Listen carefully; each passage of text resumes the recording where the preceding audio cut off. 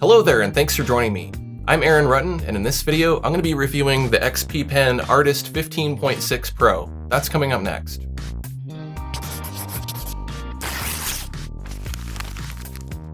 Quick disclaimer, this video is not sponsored by XP Pen, but they did ask me if I wanted to review this tablet, and I said yes. As always, all opinions in this video are my own. Let's start by taking a look at a quick overview of the XP Pen Artist 15.6 Pro. The Artist 15.6 Pro is a display tablet that you can draw onto with a pressure-sensitive pen. As its name implies, the active drawing area on this tablet is 15.6 inches diagonally, and it has a resolution of 1920 by 1080 HD. The pen is battery-free and cordless with over 8,000 pressure levels. On the exterior of the tablet, there are 8 programmable express keys and a radial dial that you can use to perform different shortcuts and commands. This tablet connects through HDMI for the video and USB for the tablet input. Now let's move on to some of the pros and cons of the XP Pen Artist 15.6 Pro. Let's start with the pros. As far as the pen goes, it actually has a pretty decent battery-free pen with a nice contoured grip. Unlike many of the Cintiq alternatives out there, this pen supports 60 degrees of pen tilt. The pen tilt works okay, but the transitions do feel a little abrupt. In Photoshop, pen tilt only works with the legacy brushes. Pen tilt worked well enough in Krita to do a basic drawing using the tilted pencil, so that's really a nice feature to see on this pen. The pen also comes with a sturdy but excessively large pen case and 8 replacement nibs. New to this version of the Artist 15.6 Pro is a red dial, which you can use to zoom in and out or resize your brush. You can set this dial and the express keys to do all kinds of things in different applications. Moving on to the screen, some of the things I like about the screen are that it's very bright, and there are buttons on the side to adjust the screen brightness. The screen itself is laminated and bonded, which improves parallax reduction. And there's an anti-glare film which has been pre-applied that works really well to diffuse reflections. The Artist 15.6 connects with a single USB-C cable, which splits out to HDMI video, power, and USB, which is really nice. Overall, the tablet is pretty thin, it's only 11 millimeters thick, and it's very lightweight. Getting into the software, the control panel is decent, and it provides a lot of functions, and the drivers were easy to install. And now let's talk about some of the cons.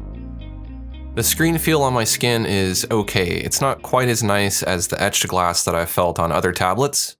If you don't like the way that the screen feels on your skin, you can use this free anti-fouling glove that comes included. I personally don't like to wear a glove.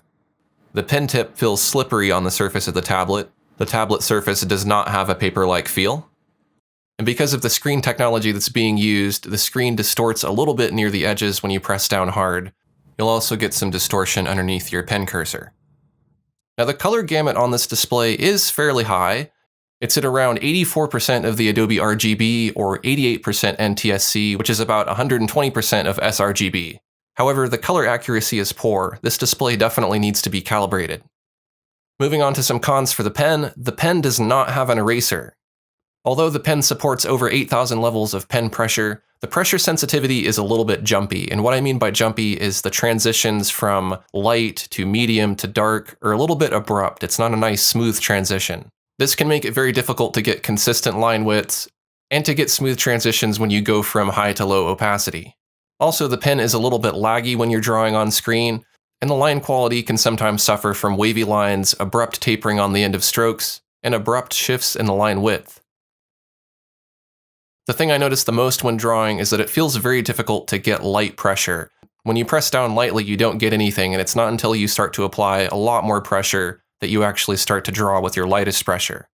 Something definitely feels off about the lower end of the pen pressure, but setting a custom pressure curve helped a bit. Another thing I notice is that when I tilt the pen, the cursor strays really far away from the pen tip, even if I calibrate the pen. As far as the quality of the pen, it's a decent pen. The pen feels a little bit light, and the rubber grip doesn't feel quite as soft as Wacom's pen, but the grip is built into the pen and it doesn't look like it'll come off easily, so that's good. Moving on to the build quality of the tablet, the outer shell is plastic. The plastic feels a little bit thin and cheap and not very durable. If I bend the tablet, it is flexible, but as I mentioned earlier, it is fairly lightweight.